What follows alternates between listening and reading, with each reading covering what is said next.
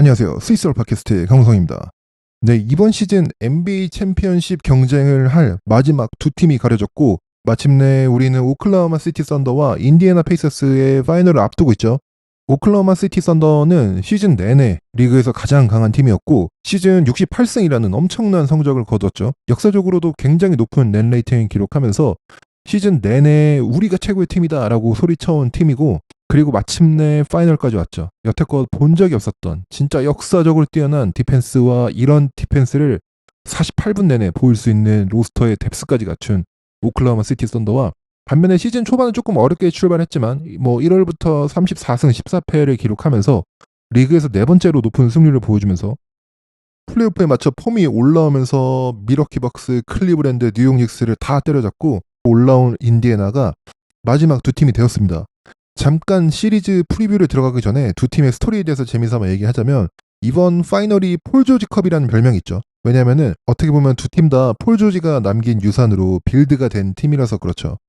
OKC는 다들 아시다시피 폴 조지를 클리퍼스에 트레이드 보내면서 쉐이 기저스 알렉산더를 데려오는 트레이드를 했었는데 좀 더 옛날로 돌아가서 보면요. 어떻게 폴 조지가 OKC까지 오게 되었는지 보면 2015-16 시즌에 OKC가 서부 컨퍼런스 파이널에서 골든 스테이트한테 7차전 끝에 지고 탈락을 하죠. 그리고 이후에 이제 여름에 오프 시즌에 서지 이바카를 OKC가 트레이드로 보냅니다. 이때 이바카를 올랜도로 보내면서 빅터 올라디포와 당시 드래프트 11순위로 지명된 사보니스의 지명권을 OKC가 갖고 와요. 그리고 웨스트브룩이 혼자 남아서 OKC를 지키는데 나중에 이제 웨스트브룩에게 세컨 스타를 붙여주려고 샌프로스티 단장이 빅터 올라디포와 사보니스를 인디애나로 보내고 그리고 폴 조지를 데려오죠. 그리고 나중에 클리퍼스에서 카와이 레너드를 사인하면서 폴 조지랑 팀을 맺어주기 위해서 클리퍼스 데려갔는데 KC한테 쉐이 기저스 알렉산더와 다닐로 갈리날리 그리고 1라운드 드래프트 픽 7장을 보내면서 엄청 큰 블록버스터 트레이드를 단행하죠. 그리고 이 픽들로 KC가 짧은 리빌드를 끝내고 이 나중에 이 픽들이 제이더비 되고 그리고 채톰 그레는 드래프트 때 4순위 지명권을 가졌던 썬더가 픽을 순위를 올리는 트레이드를 하면서 이번 픽으로 채톰 그레는 뽑고 그 다음에 이제 리빌드를 해서 오늘날 여기까지 오죠. 인디애나는요 폴 조지를 OKC로 보내면서 올라디포와 사보니스를 받아왔잖아요. 그리고 이제 댈러스에서 릭 칼라일 감독이 2021년에 인디애나로 오게 되었는데 릭 칼라일 감독은 댈러스에 있을 때부터 할리버튼 무쇠로 유명했죠. 할리버튼을 드래프트해야 된다고 했는데 댈러스가 뽑지 않았고 세크라멘토가 할리버튼을 뽑아가죠. 그리고 칼라일 감독이 인디애나에 오자마자 인디애나가 사보니스를 세크라멘토로 보내고 타이리스 할리버튼을 데려옵니다. 그래서 OKC와 인디애나 양팀이 둘 다 폴 조지가 관여된 트레이드를 통해서 현재 코어를 완성한 팀이라는 재미있는 스토리가 있죠. 거기다가 저는 이런 구단 운영을 잘하는 팀들을 보면은 에셋을 잘 쓴다는 느낌이 있는 것 같아요. OKC도 탱킹 짧게 하고 인디애나는 사실 거의 탱킹을 안 했거든요. 양 팀의 공통점은 자신들의 팀에 원하는 선수, 원하는 카드가 아니면 그 카드를 이용해서 원하는 게 나올 때까지 계속해서 뒤집는 능력이 좋은 것 같아요.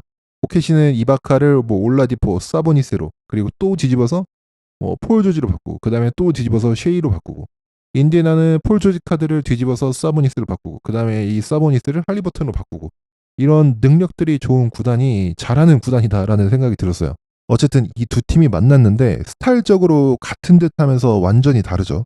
OKC는 여러분들이 이제 모두 다 알다시피 상대한테 가장 많은 턴오버를 유도하면서 자신들은 턴오버를 가장 적게 하는 턴오버를 통한 득점도 많으면서 상대보다 턴오버를 적게 하기 때문에 포지션 배틀을 승리하면서 이기는 게 OKC의 승리 공식인데 인디애나는 리그에서 세 번째로 적은 턴오버를 기록하는 팀이고 그러니까 볼 간수를 굉장히 잘하는 팀이에요.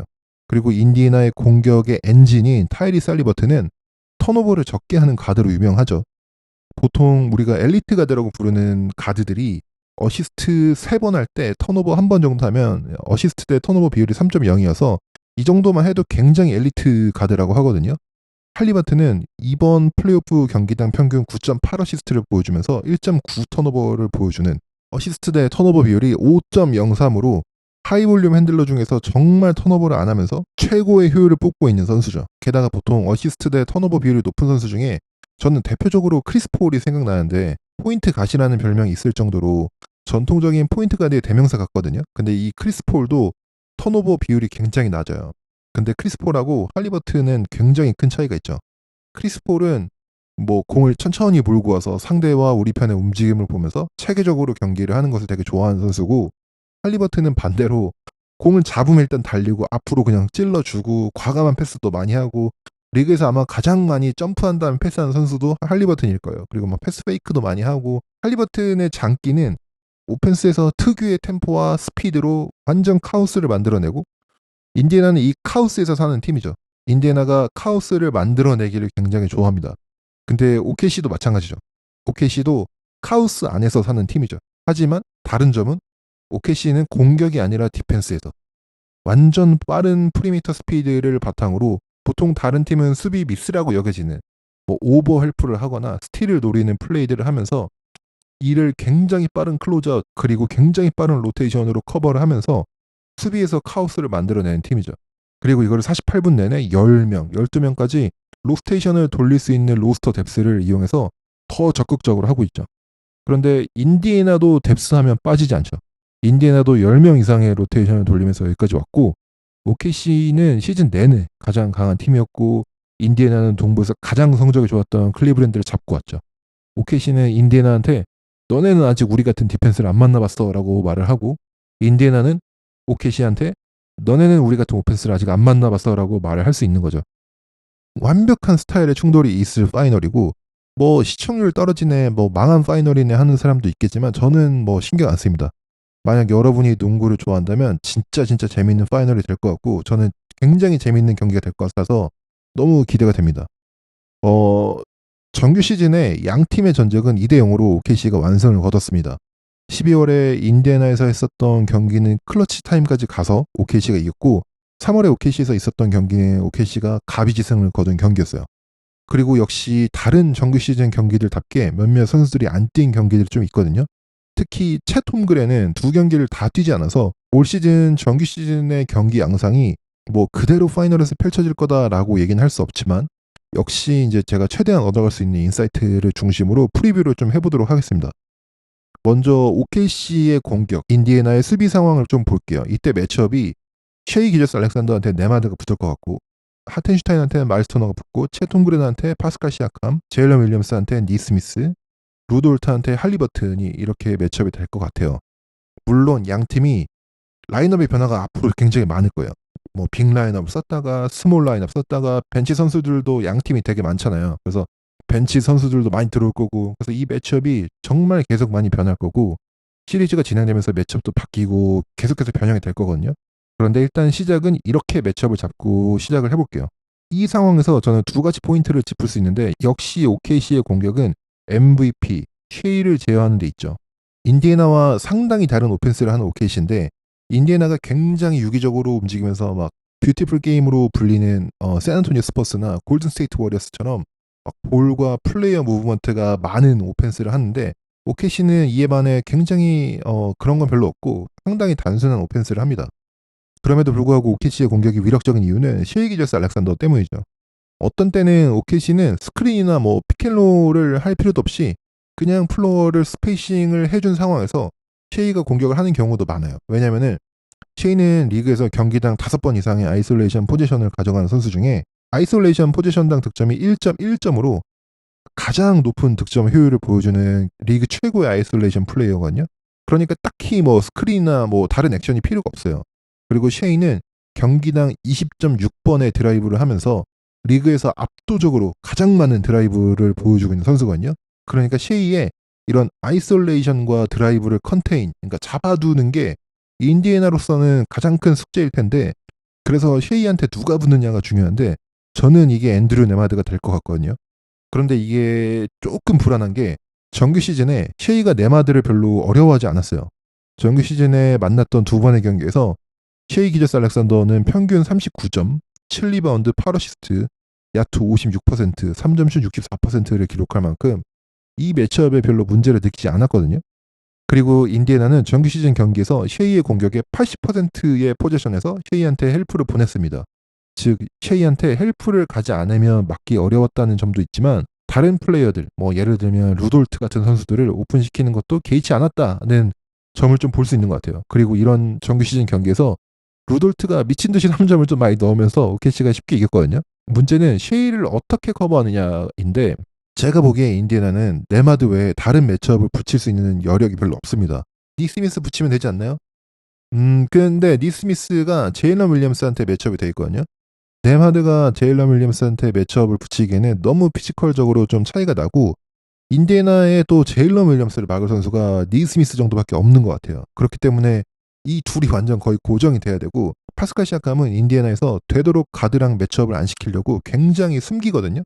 그래서 파스칼 시아캄이 의외로 이런 좀 빠른 선수들한테 약한 면이 있더라고요. 그래서 어쨌든 인디애나로서는 매치업을 조정할 여력이 저는 별로 안 보이고 그렇기 때문에 네마드가 쉐이를 잘 막아줘야 된다는 엄청난 부담이 있을 것 같은 시리즈고 왜냐하면 네마드가 무너지면 그 후에 나올 조정들이 별로 좋은 옵션이 없어요.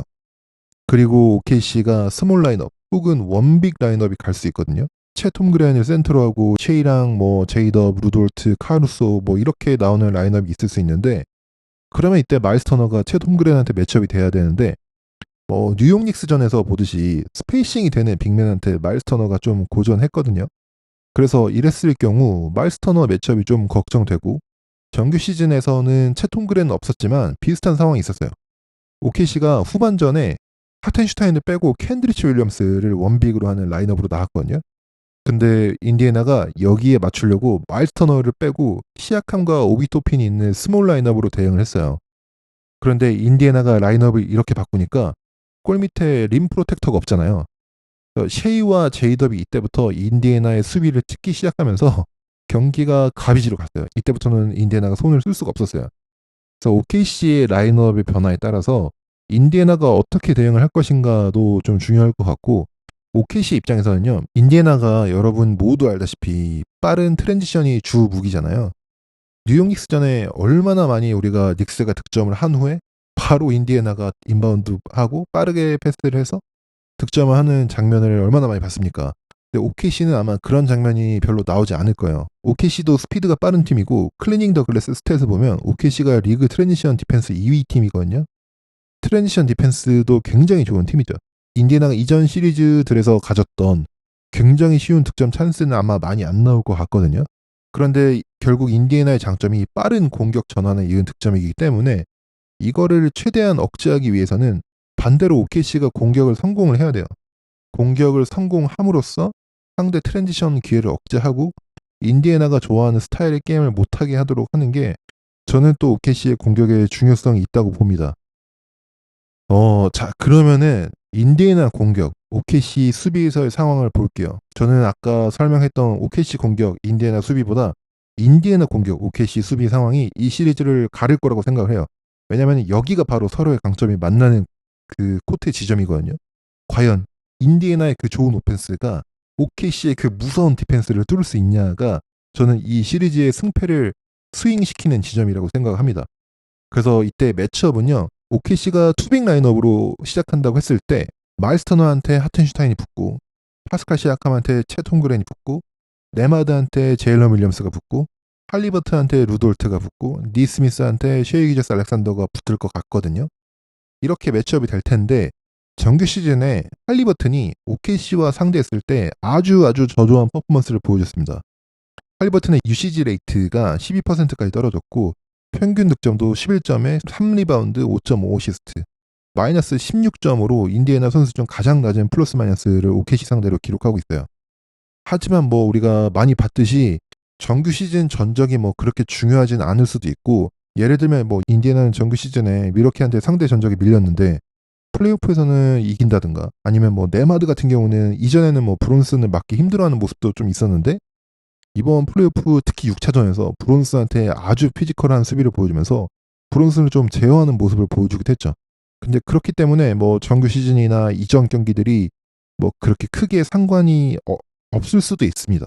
그런데 이번 플레이오프에서도 뉴욕 닉스가 할리버튼에 대해서 픽업 포인트를 굉장히 높게 잡고 그 다음에 엄청 피지컬하게 수비를 보여줬던 5, 6차전에서 할리버튼이 좀 퍼포먼스가 떨어지는 모습이 있었는데 OKC는 그거보다 더 피지컬하게 풀코트로 할리버튼을 압박할 수 있는 팀이고 루돌트, 뭐 제이덥, 알렉스 카루스, 케이슨 월러스 뭐 여러 선수들이 할리버튼한테 매치업할 수 있거든요. 그래서 할리버튼에게 저는 굉장히 어려움이 예상이 되지만 저는 할리버튼은 플레이오프형 선수라고 생각을 해요. 플레이오프의 특징 중 하나는 피지컬한 플레이어들이 굉장히 잘하기도 하지만 스마트한 플레이어들도 잘하거든요. 요키치, 뭐 루카 같은 선수들이 플레이오프에서 활약하는 이유 중 하나가 이 선수들이 굉장히 스마트한 선수들에 이어서 그렇거든요. 이런 선수들이 자신들 앞에 이제 주어진 문제를 풀어나가고 체스 매치를 이기는 것을 잘하는데 할리버튼은 NBA 최고의 체스 플레이어 중 하나죠. 그래서 할리버튼이 매치업상 안 좋아 보이는 점이 있지만 이를 체스 매치로 어떻게 극복하느냐가 일단 첫 번째 실마리를 푸는 단계일 것 같아요. 그래서 그 첫 번째는 OKC의 투빅 라인업이 있을 때 하텐슈타인을 공략하는 거죠. 하텐슈타인과 매치업되어 있는 마일스 터너와 할리버튼이 투맨 게임을 하면서 여기를 크랙 내기 시작할 거예요. 우리가 뉴욕 닉스 전에서 뭐 타운스, 미첼 로빈슨 있을 때 할리버튼이 굉장히 공격을 많이 하는 모습을 봤거든요. 그래서 OKC의 하텐슈타인을 할리버튼이 공격을 할 것 같은데 OKC는 하텐슈타인을 할리버튼의 스크린 액션에 스크리너의 레벨까지 올라오는 커버리지를 보여줄 것으로 예상이 됩니다. 이 커버리지는 하텐슈타인이 마일스 터너와 같은 선상에서 위치하면서 핸들러인 할리버튼의 돌파를 억제하는 커버리지거든요. 대신에 자연스럽게 마일스 터너한테 파켓 패스가 열리고 할리버튼이 이런 패스를 놓치는 선수가 아니기 때문에 마일스 터너한테 패스가 들어가고 이제 OKC 수비는 로테이션 상황에 들어가게 되죠. OKC의 수비가 다른 팀들하고 다른 게 보통의 다른 팀들은 로테이션 도는 상황을 최소한으로 하고 자신의 매치업에 최대한 붙어 있는 수비 스킴을 사용하는데 OKC는 운동 능력과 스피드가 있는 선수들이기 때문에 오히려 굉장히 어그레시브하게 수비를 한쪽에 로드하고 그 다음에 공이 돌면 로테이션을 빠르게 돌면서 막는 거를 굉장히 좋아하는 팀이거든요.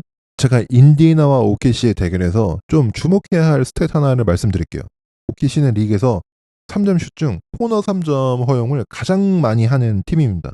무슨 말이냐면 OKC가 수비를 로드하면서 상대의 볼 핸들러에게 2명이 붙는 수비를 자주 하고 이때 골밑으로 들어가는 빅맨한테 패스가 들어가고 그러면 OKC의 위크사이드 코너에 있던 선수가 골밑에 헬프를 오게 되고 이때 열리는 게 어디죠? 그렇죠. 핸들러 반대에 있는 위크사이드 코너가 오픈이 되죠. 그래서 OKC가 코너 3점을 허용하는 비중이 가장 높은 건데 이거는 OKC가 수비를 못한다기보다 수비를 이렇게 하는 거를 선호하고 선택을 하는 거예요. 그런데 인디애나는요. 현재 플레이오프에서 코너 3점 성공률이 47.1%로 리그 1위입니다. 즉 인디애나가 할리버튼에 대한 어그레시브한 커버리지를 할리버튼이 패싱으로 풀면서 마일스 터너의 픽앤팝이나 코너의 슈터에게 패스가 갔을 때 인디애나가 이 슈팅들을 성공시키지 못하면 OKC와 경기 때는 그 이상의 찬스가 나지 않을 수도 있어요. 그래서 마일스 터너의 픽앤팝이나 롤플레이어들의 슈팅이 어느 때보다 중요한 시리즈가 될 것 같고 만약에 이게 안 된다. 그래서 예를 들면 하텐슈타인하고 루돌트가 할리버튼과 마일스 터너의 스크린 액션에 스크린의 레벨까지 올라오는 수비로 할리버튼에게 공격적으로 수비를 했는데 이때 마일스 터너가 픽앤팝을 잘 못 넣는다? OKC가 이거 무시해도 괜찮겠는데? 라는 판단이 들기 시작하면 더욱 적극적으로 마일스 터너를 버리고 할리버튼한테 달려들 거고 그러면 이제 완전히 할리버튼이 셧다운될 가능성이 있죠. 그래서 그 다른 어떤 시리즈보다 이들의 슈팅이 중요한 거고요. 그런데 만약에 이들의 슈팅이 들어간다고 해도 아직 풀어야 될 문제들이 좀 많이 남아 있습니다. 제가 플레이오프 들어오기 전에 OKC가 1티어 컨텐더라고 했잖아요. 그 가장 큰 이유 중 하나가 다양한 방식으로 이길 수 있다는 점이죠. 예를 들면 뭐 골든스테이트나 레이커스 같은 경우 상대의 피지컬을 감당을 못하겠어. 우리가 스몰 라인업이 아니라 빅 라인업으로 가야 되는데 골든스테이트나 레이커스 같은 경우의 특징은 빅 라인업이 없습니다. 무조건 스몰 라인업으로 가야 되는 팀이거든요. 그래서 선택지가 없어요. 그런데 OKC 같은 경우는 할리버튼이 하텐슈타인을 공략을 하면서 득점을 한다? 그러면 OKC는 그럼 우리 투빙 안 하면 돼. 이렇게 할 수 있다는 거죠. 채톰 그랜을 센터로 하는 스몰 라인업이 나올 수 있어요. 그래서 그렇게 됐을 때 마일스 터너한테 채톰 그랜이 붙고 시아캄한테 카루소가 안 붙을 것 같거든요. 그리고 네마드한테 제이더비 붙고 할리버튼한테 루돌트가 붙고 니스미스한테 쉐이 기저스 알렉산더가 이렇게 매치업이 될 것 같은데요. 스몰 라인업을 들고 와도 OKC는 더 빠른 스피드로 계속 어그레시브한 커버리지를 할 수도 있어요. 할리버튼한테 2명 붙이고 로테이션을 도는 식으로 하면서 이제 하텐슈타인이 없으니까 더 빠르게 로테이션을 돌면서 자신들이 잘하는 헬프를 가면서 로테이션을 도는 이런 수비를 할 가능성이 높거든요. 그런데 만약에 인디애나가 또 특유의 유기적인 공격으로 잘 대응을 해서 계속해서 득점을 한다면 제가 생각하기에 OKC는 원래 스타일을 버리고 그래, 그럼 우리는 이제 로테이션 안 돌 거야. 모든 액션에 스위칭할 거야. 라는 식의 커버리지가 나올 때 여기서부터가 진짜 시작이라고 생각합니다. 인디애나가 앞에 문제들을 잘 해결해서 여기까지 오면 이제 여기서부터 어떻게 공략하느냐가 게임의 시작이고, 아마 인디애나가 잘 해온다면 OKC는 스몰 라인업으로 가고 스위칭 디펜스를 하는 커버리지로 이 바꾸는 단계까지 올 거예요. 그래서 여기가 이제 진짜 시작인데, OKC는 모든 포지션에 좋은 디펜더가 있고 심지어 매치업을 받고 여러 명의 선수가 있어요. 그리고 예를 들면 마일스 터너한테 제이더블 매치업 시키면서 할리버튼과 마일스 터너의 스크린 액션에 스위칭을 하면서 막을 수도 있어요. OKC가 인디애나 액션에 모두 스위칭하는 수비를 시작을 하면은 인디애나가 상대해왔던 다른 이전의 시리즈의 팀들처럼 쉽게 찬스를 만들기가 어려워요. 예를 들면은 정규 시즌 경기 중에 한 장면을 제가 보여드리면은 인디애나의 수많은 스크린과 무브를 OKC의 수비가 전부 스위칭으로 커버하거든요. 그러니까 스크린에서 결국 좋은 찬스를 못 만들고 인디애나가 생각대로 공격이 잘 안 되고, 그러다가 결국에 1대1 공격을 하게 되고 네마드가 슈팅 파울을 얻게 되죠. 그러니까 여기까지 오게 되면 이제 중요한 거는 인디애나는 선수 개개인의 역량에 달렸어요. 이 OKC의 디펜스 상대로 인디애나가 1대1 공격을 할 수 있느냐가 저는 이 시리즈의 큰 스윙 포인트라고 생각을 해요. 즉 할리버튼, 뭐 시아캄, 네마드, 니스미스, 뭐 아니면 TJ 맥커널, 아니면 뭐벤 메서링 같은 선수들이 자신의 매첩을 제치고 상대의 헬프 디펜스를 유도할 수 있느냐, 혹은 OKC의 디펜더를 앞에 두고 1대1 어택을 하면서 득점을 할 수 있느냐의 문제로 바뀌는 거죠. 그리고 제 생각에는 그걸 누가 하느냐? 저는 역시 파스칼 시아캄밖에 없다고 봅니다. 왜냐면은 할리버튼이 루돌트나 케이스 머리스 같은 선수들을 상대로 1대1 하는 것보다 저는 시아캄이 채톰 그랜이나 알렉스 카루소를 상대로 1대1 공격하는 게 그나마 더 확률이 높다고 생각을 하거든요. 시아캄이 챔피언 경험이 있는 선수고 동부 컨퍼런스 파이널 MVP를 받았듯이 파이널에서도 그런 활약을 해준다면 저는 인디애나가 이길 가능성이 있다고 봅니다. 또 인디애나는 벤치에서 TJ 맥코널 같은 선수들이 돌파를 하면서 OKC의 수비를 헬프로 오게 만들고 밖으로 스프레이 해주면서 슈팅을 하는, 뭐 어쨌든 OKC 수비에 1대1로 어택을 할 수 있는 선수를 찾는 게 중요할 것 같고, 그 선수가 누가 될 거냐의 탐색을 1, 2차전에서 많이 시도할 것으로 보여요. 네, 그래서 여기까지가 제 프리뷰고요. 이 뒤는 제가 재미로 승패 예상을 한번 해볼게요. 근데 여기서 또 한번 말씀드리면은 이거를 승패 예측을 굉장히 진지하게 받아들이시는 분들이 많아서 제 프리뷰는 승패 예측 컨텐츠가 아닙니다. 제가 방금까지 했던 모든 이 농구 경기에서 어떤 일이 벌어질까, 어떤 양상이 경기의 관전 포인트가 될까가 프리뷰지, 승패는 이거는 아무도 모르는 일이고 이거는 맞추면 그냥 무당이에요. 그러니까 혹시 뭐 토토를 하신다거나 아니면 단순 승패 예측을 원하시는 분들은 절대 제 거를 참고하시면 안 되고, 제 승패 예측은 그냥 틀리다고 보시면 됩니다. 그냥 재미로 하는 거니까 봐주시고요. 저는 일단 OKC가 4대1로 이기지 않을까 봅니다. 인디애나로서는 아주 안 좋은 매치업이고, 인디애나가 달리는 걸 좋아하지만 OKC도 달리는 걸 좋아하고, 또한 인디애나가 만드는 카오스가 저는 OKC는 문제가 없을 거라고 생각을 하고, OKC가 또 그 어떤 팀보다 실책을 안 하는 팀이고 수비에서 빠른 스피드로 다 클로즈아웃을 나갈 거기 때문에 인디애나로서는 모든 슛들을 서두르게 되고, 그렇기 때문에 이전 시리즈에서 있었던 쉬운 득점 찬스가 아주 적어질 것으로 보여요. 그렇기 때문에 인디애나가 겪었던 어떤 시리즈보다 선수 개개인의 매치업에서 우위를 가져가야 되는 압박이 커지는 시리즈가 될 것 같고, 하지만 인디애나도 이길 수 있는 시나리오는 있다고 생각을 합니다.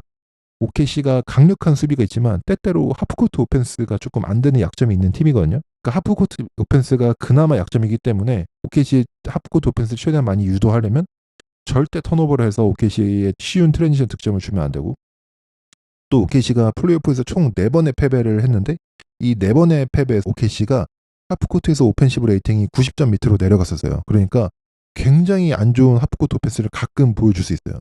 그래서 인디애나도 이런 OKC의 모습을 최대한 하프코트에서 끌어낼 수 있다면 가능성이 있고, 또 저는 인디애나의 리칼라일 감독이 이번 플레이오프를 보면서 저는 너무 저한테 감동을 줬거든요. 저는 지금 리칼라일 감독이 리그 탑3 안에는 무조건 드는 감독이라고 생각하고 최고의 감독이다라고 생각하기 약간 직전까지 왔습니다. 그러니까 만약 인디애나가 이 경기를 길게 끌고 갈 수 있다면, 혹은 이길 수 있다면, 저는 리칼라일 감독이 수비 커버리지, 뭐 매치업 조정, 로테이션 조정을 굉장히 크리에이티브하게 할 때 가능하지 않을까 싶습니다. 네, 그래서 오늘 파이널 프리뷰는 여기까지고요. 정말 기대되는 파이널이네요. 네, 앞으로도 파이널 리뷰 하면서 다시 찾아뵙겠습니다. 오늘도 시청해주시고 들어주셔서 감사합니다.